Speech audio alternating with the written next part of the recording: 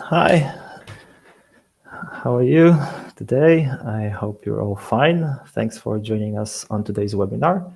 I'll just double make sure if you all can hear me and see me. So just please give me like 15 seconds.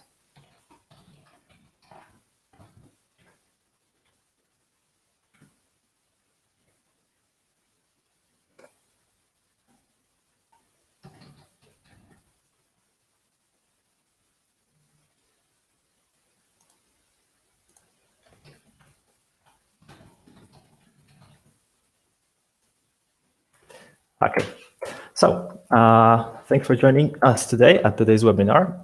So this is going to be an advanced overview on webcam eye tracking. We noticed that lots of our customers who are contacting us has some concerns and fears with changing eye tracking provider from the hardware one to webcam. So basically, webcam eye tracking is not actually that new thing. At first, webcam eye trackers were out on the market in around like 2015, 2016, as far as I'm concerned, maybe even earlier. But several things changed since that moment. And obviously, the time moved on, so the technology moved forward. Thanks to this, we can get way more precise predictions for eye tracking. But also, time changed when it comes to needs for the eye tracking data gathered online. Like we all know, and we are all fully aware that the past year showed us that the remote is the king, and if something can be done remotely, not in-house in laboratory, then it's definitely bringing a huge value to the table. So very same thing is happening to webcam eye tracking now, but as I mentioned, there are some concerns, there are some fears, and this meeting I would like to dedicate to simply overcoming your fears, to show you how easy it is to get the eye tracking data, and not only eye tracking data, but also some other layers. But I'll talk about it in a second. So few things. If I would have to describe webcam eye tracking in few adjectives, then definitely I would go for fast, because well, you don't have to wait for the participants to come into the laboratory, sit down, like chit chat with them, have a cup of coffee, and then participate in the session, in the eye tracking session. I had several conversations with some of our customers who are also here, and with several partners who told me that gathering results is actually a biggest nightmare when it comes to research. So fielding is a nightmare, and with the remote online approach, we're simply taking this pain out of the researcher's back, because let's be honest, like the best thing that researcher can have is a set of data to analyze rather than organizing an interviews with people. Very often those interviews last a long time. So let's imagine that we want to have a study with like 100 participants, or even let's say 50 participants, and we can handle like 10 people a day because we have 8 working hours. Then we would have to collect the results within 2 or even 3 weeks to get the results. And meanwhile, using online technologies, you can have more than 100, even 1,000 results within a night. And that's really, really powerful. So if you ever had a chance to do eye tracking study, and hopefully you did, because the point of this webinar is to simply bring you closer to a different approach, then you know what I'm probably talking about. So another adjective would be probably natural, even though it costs accuracy, but I'll talk about it in a second. Having participants staying in their homes, doing the test in their laptops, on their like typical setup, brings much more valuable data to the table than asking people to join the study, to join in the laboratory, because they don't feel natural there. It's as simple as that. One of my friends actually brought a very nice comparison to this. It's kind of like shooting a lion in a zoo. It's like National Geographic wouldn't do that. Like the point of shooting a lion is to capture the beast in the natural environment. meanwhile having it done in the zoo doesn't feel really right. So that would be probably the two most important things. The third thing that I noted, it's also, well, it's more affordable, since you don't have to you don't need to actually purchase any dedicated hardware, because the hardware is already inside participants' homes. It's simply cheaper and more affordable solution. So these are the three. Okay, so now what's the downside? What are the disadvantages? So what's on the other hand? So the differences are, like, obviously all of you are aware that the cost of those superlatives is accuracy. But also, as mentioned, if you had a chance to try webcam eye tracking a few years back, then a lot of things changed since then, and I recommend you trying like top 3 webcam eye tracking providers, including us, to see how accurate the results can get these days. I'm just going to talk about our tool, Real. So in our case, the accuracy is around 113 pixels. We did a pretty nice study on around 30, I think, participants in their natural conditions. And we see that the accuracy is around 110, 113 pixels. So it's the size of a button on a website. We like to say that our accuracy is not a letter size accuracy, just like a hardware eye tracker, but more of a button size accuracy. So in case you are empowered to create the study from scratch, you can plan your research, you can plan your hypothesis. So you simply include this error into the image. So there will be no loss in case you're doing a research on that's what I'm saying is about, for instance, if you're doing a shelf testing. So if you're looking at the packaging of the product, then you can simply make the shelves, like move them away. So you will see that where the eye was capturing which part of the image was actually grabbing the eye's attention the most. When it comes to some other analysis like UX website analysis and so on, then just be careful with the hypothesis. Like, you won't be able to run an webcam eye tracking study with a hypothesis about, for instance, reading letter by letter or word by word. It's rather about the areas. So if participants were able to see subscribe now area or the new posts area and so on and so on. Okay, so moving on, because actually would like to, the key point of today's meeting is also to show you how fast and easy it is to create a nice tracking study. So this is kind of like a long intro, and I would like to share my screen in a minute to show you how easy it is, and also to participate in one of the studies that we're going to create live. So 2 more things about webcam eye tracking study. Actually, 1 more thing, because the first thing was the accuracy, the offset. So this is also a question that we're getting very, very often. How many of the participants cannot join the eye tracking session, eye tracking studies? So first of all, there are some limitations. Our tool doesn't work on mobile. We are simply screen-based, replacing a screen-based eye trackers. So we don't do mobile eye tracking. But in case for instance, you hired 100 panelists from some panel provider, then you may expect around 80 of them, 85 to finish the entire eye tracking part. And this is actually the first moment when I would like to share you a screen to simply show you those numbers. So this is a Real Eye dashboard. I'm starting from, this is the screen, which is very, very deep inside our system, but I want to talk about this funnel. So this is our demo study, which is available on our website, on our landing page. So we can see that the offset of participants look like this. 5,800 people opened the test page. In those 4.8K, there's around 3,000 people who actually granted webcam access. So as you can see, the biggest offset, 34% offset, is between people who entered the website, entered the test link, and then decided not to grant the webcam access. And this is something we're also struggling with.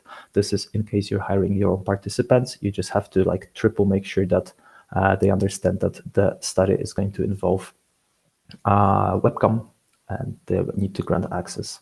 So the other offset, I'm sorry, but it seems like this study is a bit corrupted, because it's impossible for us to have a 73% here. I'll dive into some other demo study. This is pretty new feature, and apparently some of the data is missing from the old study. So I'll get back to the offset, but basically you can expect the offset in between 15 to 20% when you're actually hiring participants and showing them to telling them to participate in the webcam eye tracking study. Okay, moving on.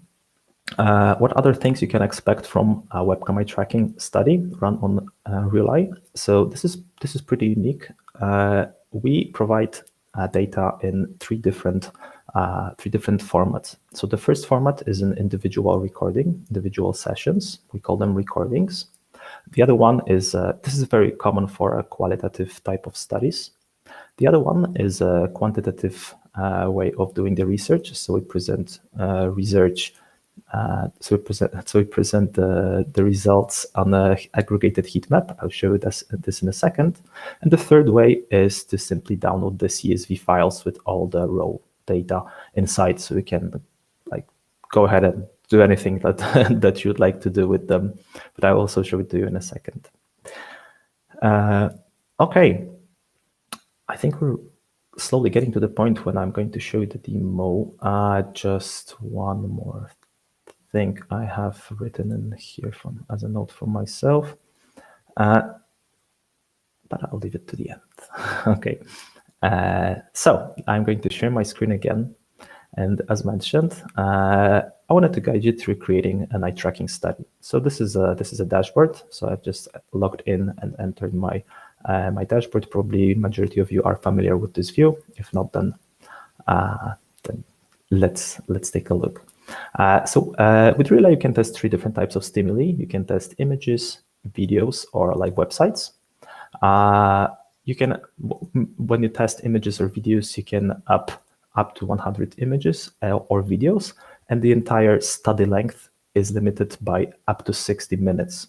So for instance, you can test 10 videos for each one of them will have 6 minutes, or you can test like 20 different images in a row. So let's create an images-based study as for this first example. There are some settings, ability to show items, stimuli in a random order. Let's not leave it as is. Showing separator between images. This is a little cross in the middle, which causes the fixation bias. I'll talk about it in a second, but basically I'm also going to disable at this moment. Actually, I'm going to leave it. Then there's this option to ask participants about name, gender, and age, and there's some advanced settings to connect our tool with external tools like external survey. It simply means that Real Eye, after the eye tracking part, can redirect participants to any URL. So imagine you have a form done in Qualtric or in Google Forms or anywhere. Then you can simply paste the link here, and after the eye tracking session, participants is going to be redirected into this other thing. And the entire experience happening in a web browser, then it's the flow is going to be very kind of like a seamless for him or her. So now it's the time to add some stimuli. So I've prepared, actually, we are going to prepare a new demo soon. So I'm going to add some images which are going to be part of the demo. And also I wanted to add one more image of a website. And I was thinking about using the Economist website. So let me just quickly grab it. I have this really nice plugin here called Go Full Page, and it allows me to grab the entire page and into the JPEG. So why I'm doing this, there's also option in Real Eye to test live websites, but right now I would like to get my data in an aggregated way. So I have to make sure that all of the participants are actually going to see the same type of a stimuli. Imagine that all of the participants are browsing The Economist, then each one of them will have a different flow. One of them is going to scroll, another one is going to go and click, I don't know, weekly edition, and so on and so on. So aggregation doesn't make any sense, and it's kind of almost impossible to do. That's why very often when researchers are planning a qualitative research, they are doing tests on screens or mockups. Okay, so now we have some options here. So there's an option to turn scrolling on off. I'm just going to quickly disable scrolling to all those stimuli. Basically, those stimuli represents a type of a implicit association test. So what I want to learn is which brand, which battle actually brings more attention when showing an adjective.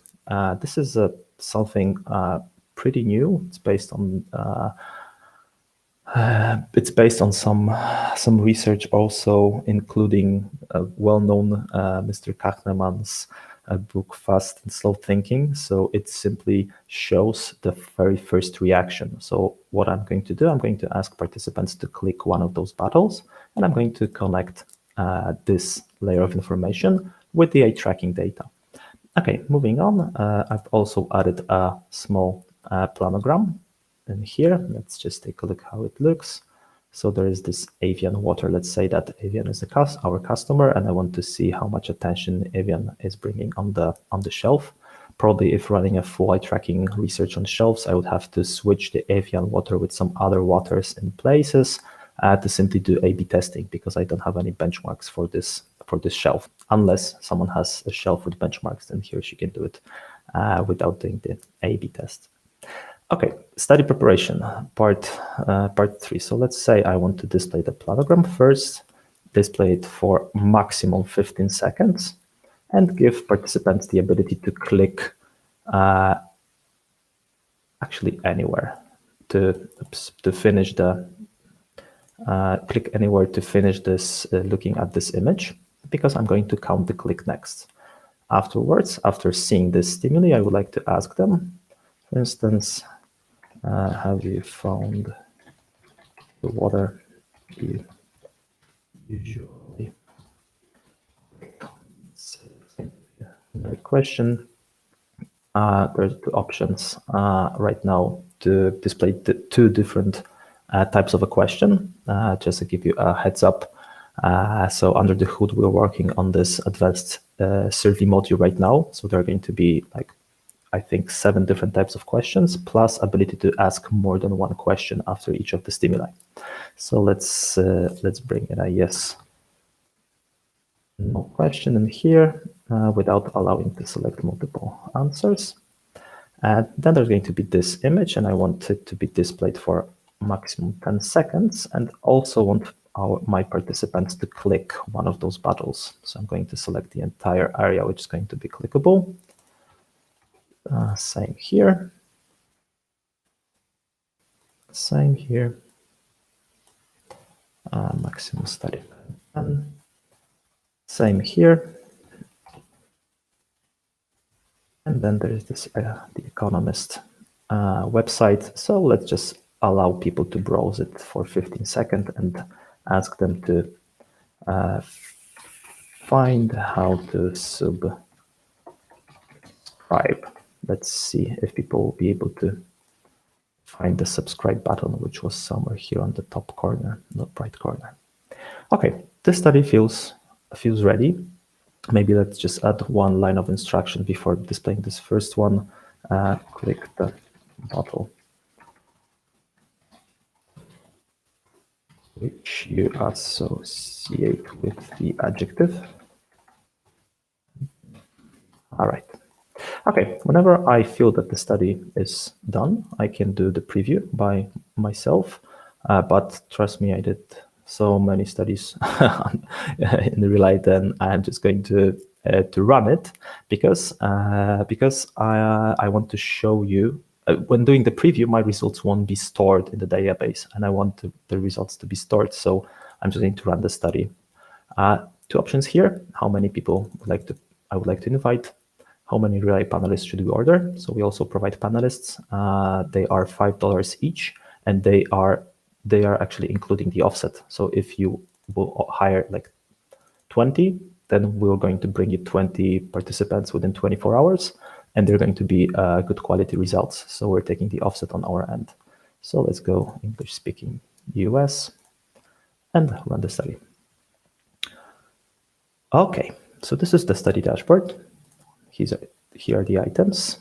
These are the items that I've created. There's the survey, and this is one of the most important things here. So the testing participation URL.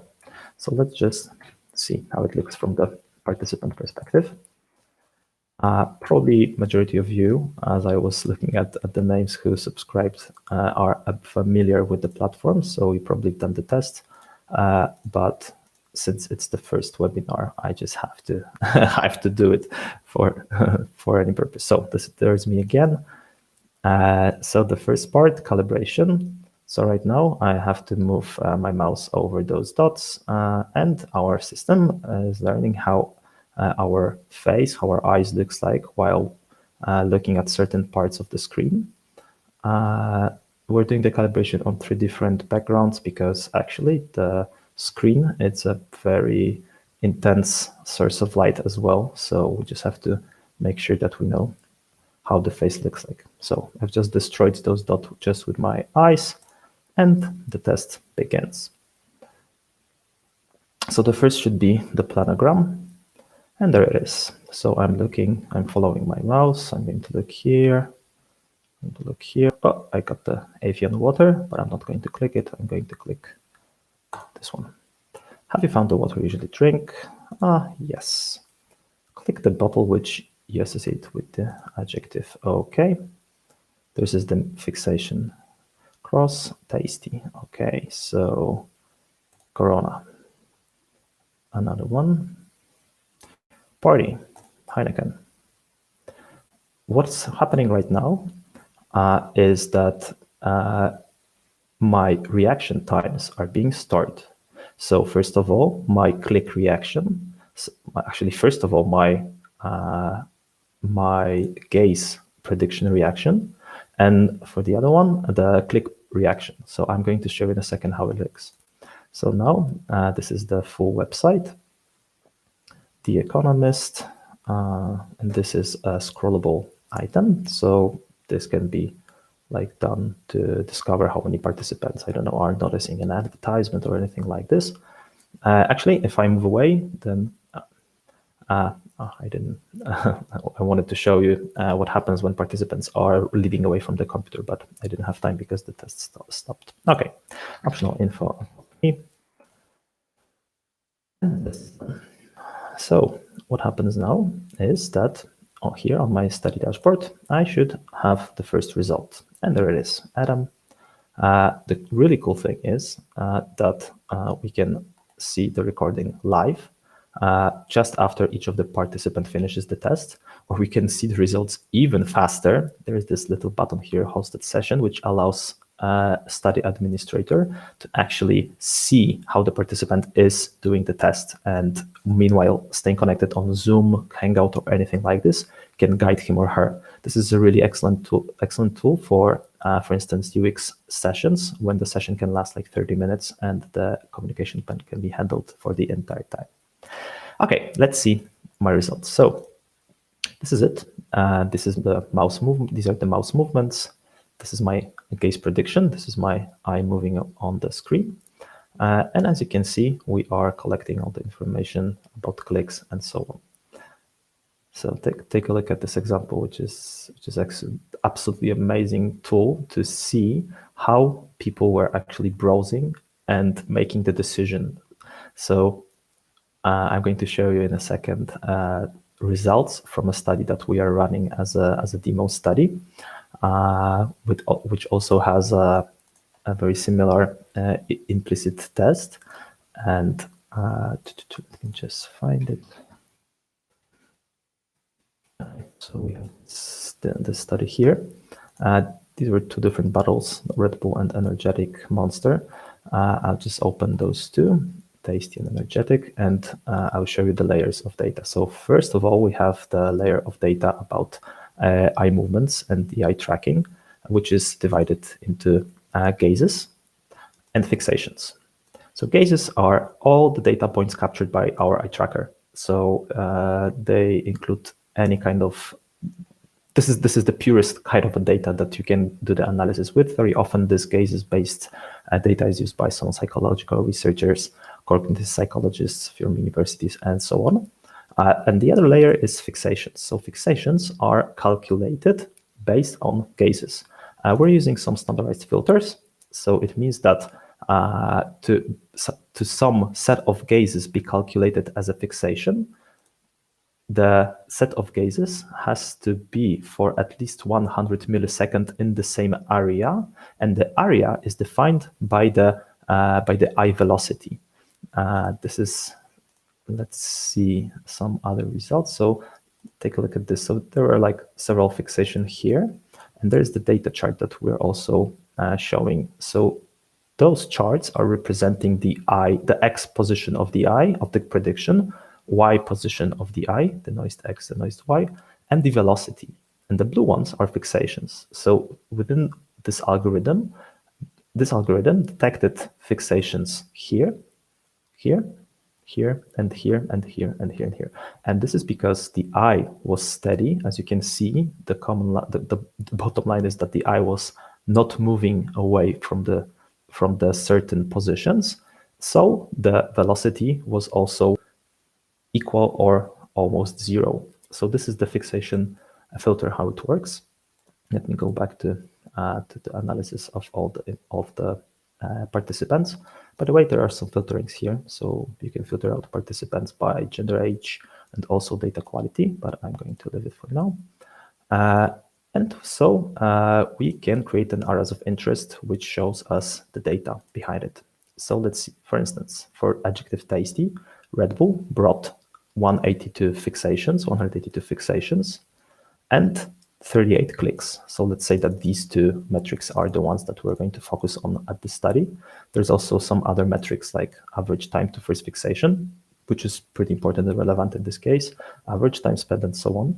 So we see that the numbers for Red Bull are 182, 38 clicks. The numbers for Monster are definitely lower. It means that in case a Monster wants to find out if their brand is more associated with a tasty adjective, then they would rather lose. So this is actually pretty important when doing a branding, because probably both brands are fighting for adjective energetic, but probably the one who is losing could put more effort to bring the adjective closer, that their drink is more energetic than the other one, or bring some other celebrities to the campaigns, and so on and so on. That all depends obviously on the hypothesis and on the researcher, on the team, on the company.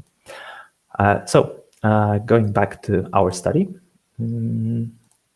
let's find it. It was somewhere here. We have some other analysis. As mentioned, we have the quantitative analysis based on each of the participants individually, and there is also quantitative analysis based on the heat maps within the results from the short survey. Okay, let me take a moment to see is there what's next in the plan, but I think that I was about to run a QA session very soon.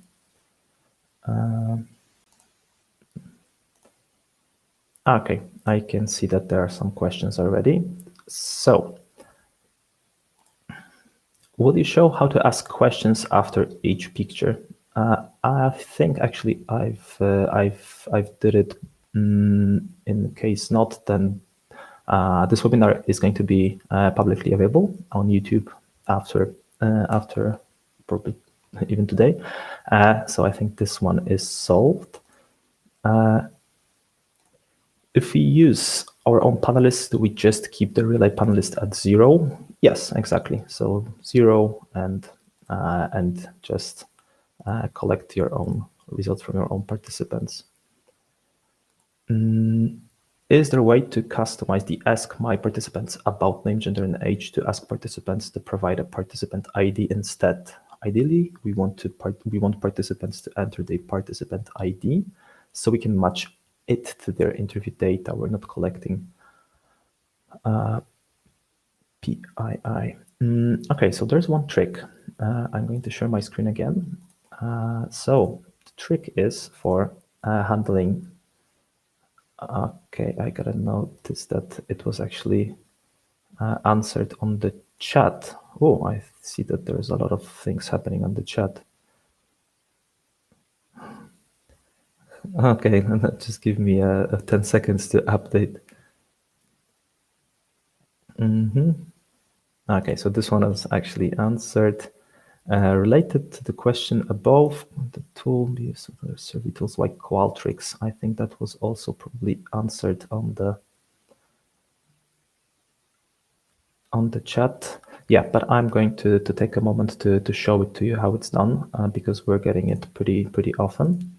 So whenever we have this link, the test link, then we can very easily attach parameters to it. So let's say that we're using a panel provider that by default is passing a participant ID. Then we can very easily that there's an option to program the service so it passes the ID. So we can simply add parameter to relay test. For instance, ID equals ABCD and some key equals some value. And what will happen now is that let me just double check, is that relay is going to store all those informations, and even more, it's going to pass it further to the external URL, to the finished URL. So let's assume that we are redirecting participants at the end of the test to some Google Docs. Then relay is going to glue all those parameters to the finished URL. So that's something that it's pretty commonly used, but it's not the easiest part of the system. Okay, let me go back to the Q&A again. Can you download raw data after you finish the study? And yes, this is exactly what I missed. Thank you for the question. I wanted to show you how the raw data looks like and how to work with the data. We're getting a lot of those. So let's go here and see. And again, the demo study with, let's say, those 56 participants. And we have the ability to export the data here. So we have 8 different exports. By the way, we have a separate section where we explain when we explain all of those files in details. All CSV files available. But like between us, the 3 most wanted ones are drums, those 3 area of interest, overall stats, fixations, and row gazes, denoised, normalized, and split.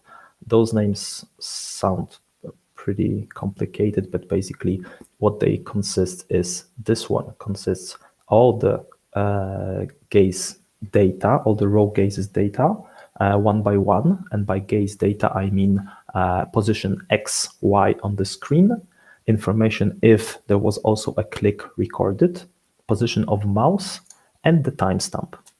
The other one, fixations, is a representation of all the, let me just download it, is representing all the fixations which happened during the test. Let me import the file so I will be able to show it to you. Fixations. Okay.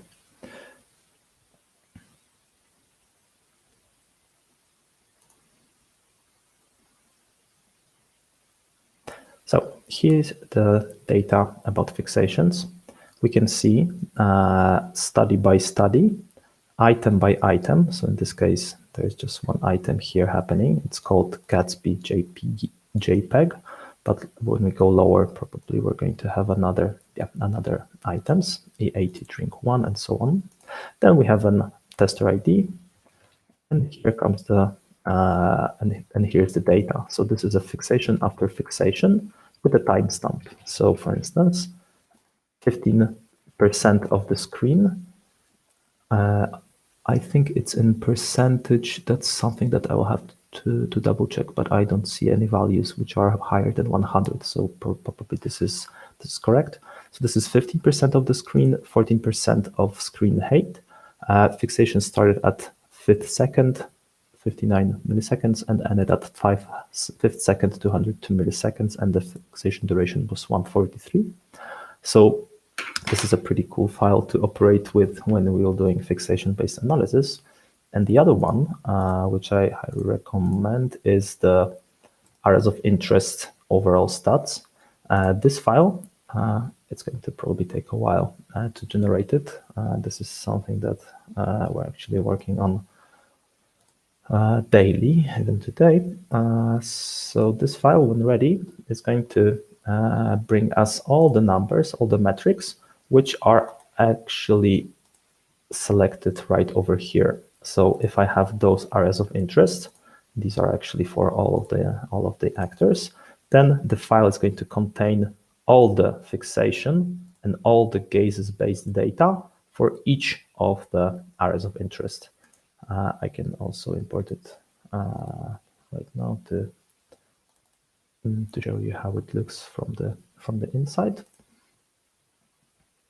So we have, as mentioned, file name. So for file name Gatsby, there were 56 testers, and these are all the areas of interest created within this file.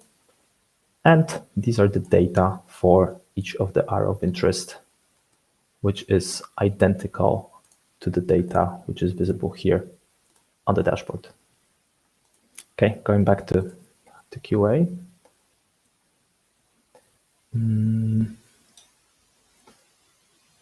Can you tell us more about the beta function?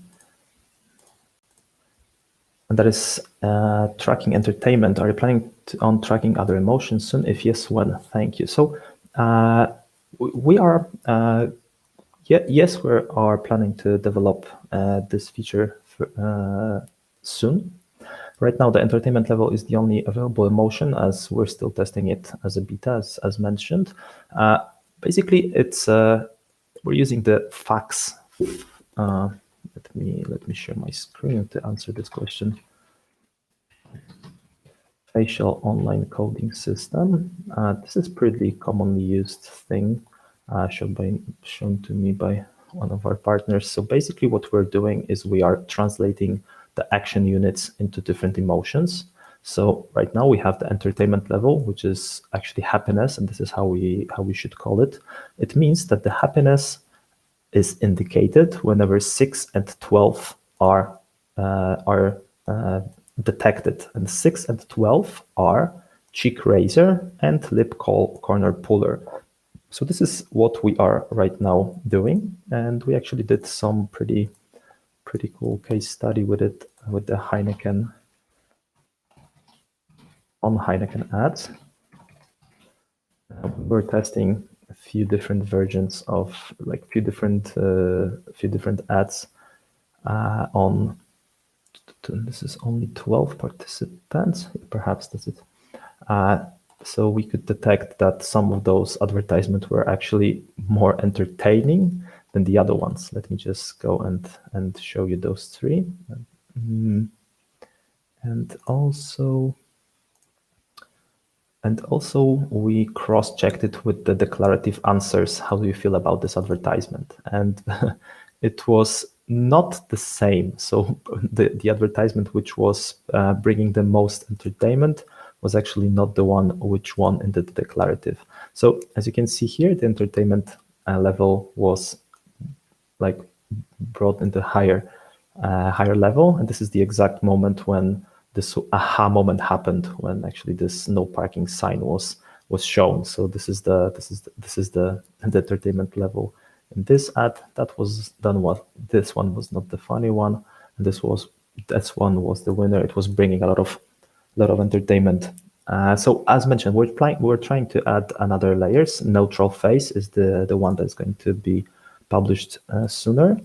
And also we'll work a bit on the calibration, because people need to be also calibrated to have this kind of like a zero facial moment to then start doing the calculations. Okay. Let me go to some other questions. Can we use a video with sound as a stimulation? Yes, absolutely. Video with sound is perfectly fine. How frequently does it record XY data? This is a very cool question, and this is actually something that it's also different than from the hardware trackers, because hardware trackers usually operate within the like at least 120 hertz, so it means 120 frames per second. Typical webcam is 30 frames per second, unless someone has a 60 FPS camera, 60 hertz camera. So it means that we get 30 data points in a minute. And we grade a result as perfect or very good quality when we get at least 25 data points a second, sorry, not a minute, a second. So that's another difference. Okay, there's another question. Can you incorporate mouse tracking too? Yes, we're also following mouse movements, and we can display the mouse movements, but we are not making any calculation based on them. We're just calculating the mouse clicks. Quick screen sharing. This is the sample panel. This is the sample study, and we have this option to show mouse moves and clicks. I'll just disable the heat map. So as you can see, these are all the clicks that the participants left, and those are the mouse movements, but we're not making any calculation and assumptions on them yet. Probably it's doable, it's capable of measuring the, I don't know, like pixels traveled by mouse, but to be honest, we never got an inquiry about it yet. What is the price model? So the price model, we are a license-based software as a service. The minimum license duration is 1 month, and there's no lock-in. We obviously offer a better pricing if a company or university decides to subscribe for a full year. But very often we are fully aware that the companies have a typical use case of a project to project. So this is where the monthly license are doing the job.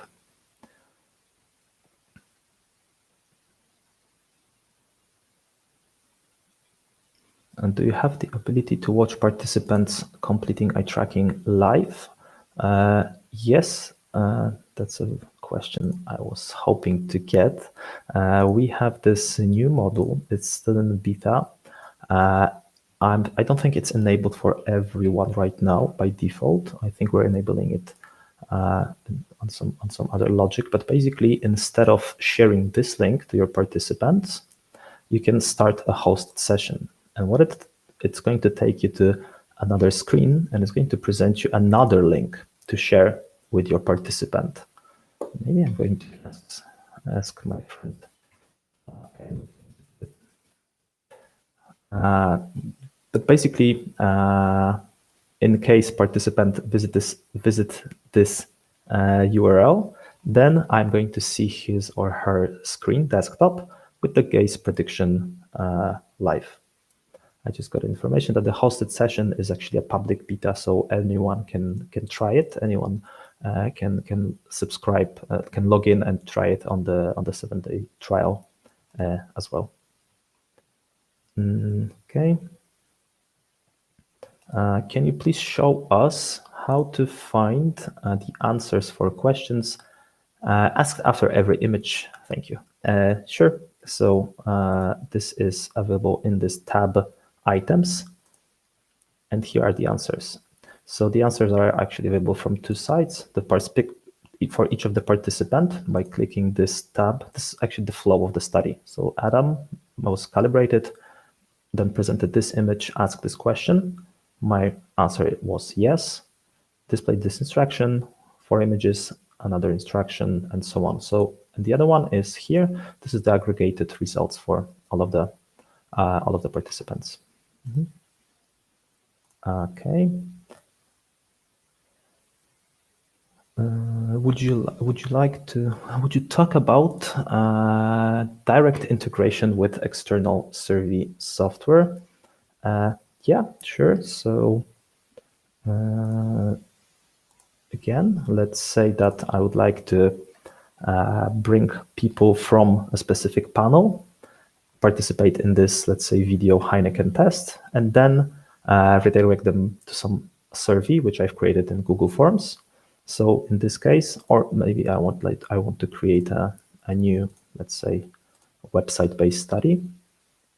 So what I would need to do is to simply click here, enable external tool integration, and paste here the link to my survey.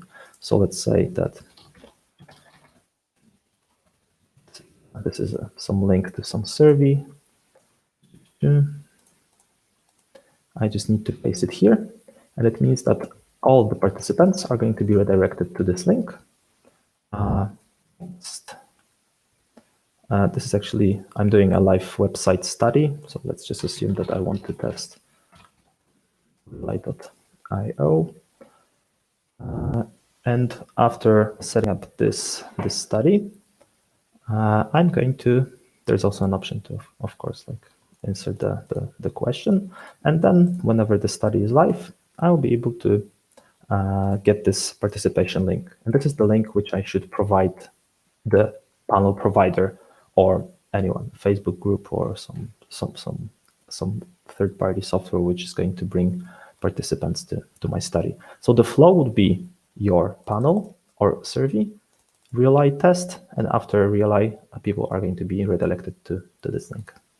Hope this answers the question. If not, then feel free to catch me on the chat or anywhere.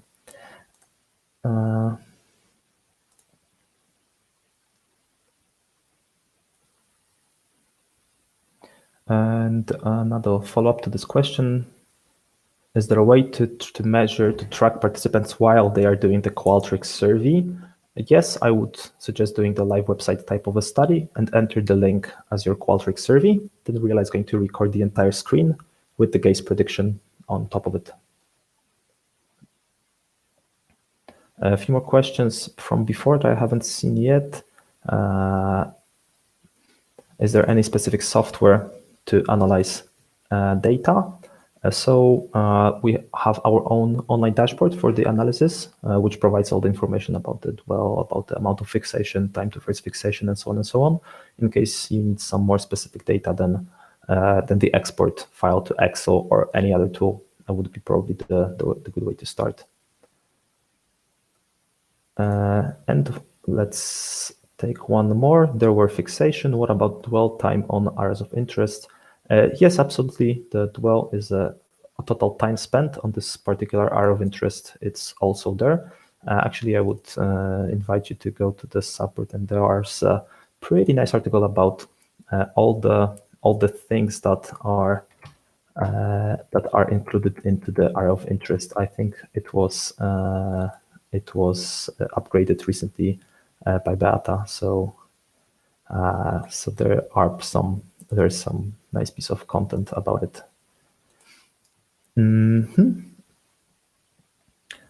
Another question: can you show us how facial analysis works? Yeah, actually, I can do it live here. So let me just share my screen for a moment, and whenever we are entering a study, then Realize is capturing the entire participant's face, as you probably are aware, or if not, then that's also a pretty important thing, that Realize is not storing or capturing any video or images. All the data processing is happening inside participants' web browser. We actually don't want to store any videos of participants' faces, and this is the mask that we're using to provide the position of the eyes, and also some mimics. So this mask gives us all those anchor points, which can be used to detect all other emotions. So as mentioned, the only emotion right now is the entertainment, the happiness level. But soon we're going to implement one by one more things.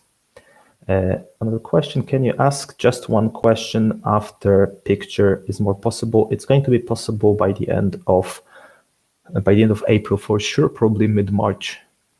How to become a panelist? That's a good question. Actually, I don't have an answer for it. Probably I would I would guide you to some panel provider websites like Qualtric, SurveyMonkey, or anything like this. This is a good question. How does your software handle participant with glasses or in dark rooms? So basically, as far as retinas, as irises are visible, it's fine. Like our CDO always wants us to tell Damien that he's using glasses, and all his tests were made in glasses, and they all work perfectly. Dark places are actually not so bad as backlight. So as far as, well, obviously, study owner has to make sure that the participants' lighting conditions are good, but we're also working on this, and it was terrible 2 years ago. Right now, we feel really confident about it, and it's getting better and better. Are there any hardware limits since all processing is happening on the local machine? Might some participants have computers too slow to the data? Yes, absolutely yes. And this is part of the offset that I was talking about. Let me just bring the offset topic once again to the table, because this is something that we know that some of our customers are actually struggling with. So we have this article about ordering study participants, best practices, and this is the offset. So our offset is within about 15 to 20%. It is cost purely on the people who meet the basic criteria. So the principal criteria is that there has to be a desktop device, Chrome, MS Edge, Firefox, web browser, and there has to be a webcam, and the webcam access has to be granted. So this is the first offset. This is something that we cannot control, and this is very often covered by the panel provider. So we don't have to even pay for people who don't meet those criteria. Here, the 1520 can be detected because of some low capacity of the computer, of the PC. So low results quality is probably the one that is representing the one that you said. So we have some specification, but like we usually say that webcam, that's why we're also limiting the display resolution at 1024 px wide, at least, because it determines that the PC was kind of decent to do the eye tracking part because of the hardware. In the plan, in the backlog, is to create some kind of like a entry benchmark to make sure that the participant can participate in the session. Very often, if there is an error because of the equipment, then he or she, the participant, is not going to pass the calibration because, for instance, the frame rate, the hertz will be at the 1, 2, 3, 4, 5 hertz level, and our system won't let him go through the calibration. Okay, a few more questions. You did show the questions after pictures, but can you customize them, e.g. 9-point Likert scale? Not yet, working on it as mentioned. Raw data, servitools. Okay, I think we're about to get to close the session. Maybe let's just wait like 1 more minute. Maybe some question is going to show up on the Q&A. Okay, there's one more. Can one participant take part in more of my studies? Yes, absolutely. Actually, some companies are also doing, we call like a study chain. So imagine that you create several studies, and the finished URL of the previous study is of the next study. Sorry, the URL of the next study is set as the finished URL of the previous study. And with this setup, you can have like a study chain when people are participating in like up to you amount of studies in a row. So this can be done this way.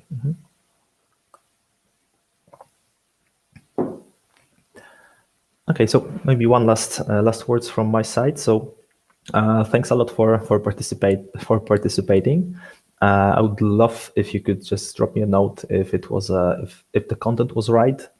If you have any feedback, if you would like maybe for the next webinar with some other people are going to join, because probably the content is going to be very similar as this one. Maybe I can do some more in details, like dive into some details or parts which I haven't. Anyway, you know where to find us. Beata, Damien, and myself are happy to help you if there's a need. And yeah, so I think we're going to wrap up this webinar right now. So thank you, and have a nice evening and have a nice day. Bye.